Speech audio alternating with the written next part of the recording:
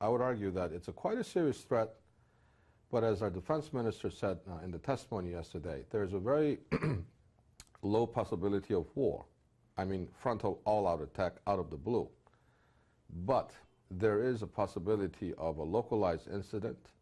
There's a possibility of unconventional operation, for example, blowing up critical infrastructures here in South Korea through North Korean agents is number one possibility.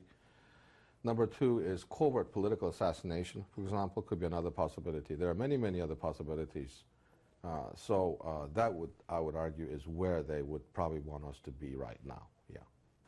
Unlike his late father's reign, which lasted over about 15 years, current Kim Jong-Un, the 28-year-old leader's reign was not prepared, structured, planned, and institutionalized. It came from rather a rapid and sudden death. And so there is a very strong political and inborn weakness of the regime. And so with his leadership unproven, his pliability as a very young man, and yet with a very powerful sister, aunt, and uncle, Chang Sang-taek and Kim Jong-hee, in power, I would argue that he is in control, but very different manner than the one that his late father or even his late grandfather was able to institute. Yeah, I would argue.